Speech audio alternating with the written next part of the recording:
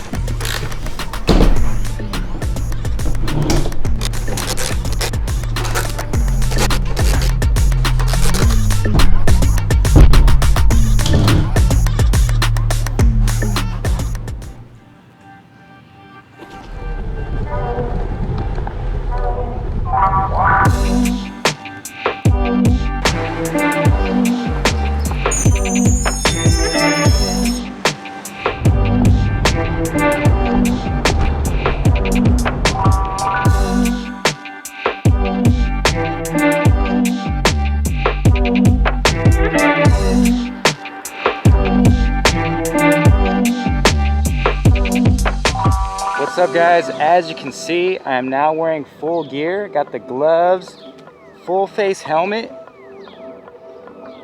got my Ugly Bros motorcycle pants, and I'm wearing a long sleeve. It's pretty hot right now, so I'm not wearing a full protective jacket. Currently looking for something lightweight and protective. Yeah guys, I've been out here testing the Hump Footpad, and you know, I've probably put about 10 miles on it. And I do like it. You know, for those of you not familiar with, you know, the ONEWHEELs and the way these foot pads work is there's a front foot pad with the sensors for your feet that, you know, activate the board. And then there's just a back foot pad where your foot rests. The stock one is a flat surface, and the Hump foot pad, you know, has a hump to support the basically like the arch in your foot, so arch support. I like it because when you're riding for longer periods of time, you can kind of adjust where that pressure point is on your foot. So you can move your foot around and move that pressure point around. So your back foot gets a break every now and then.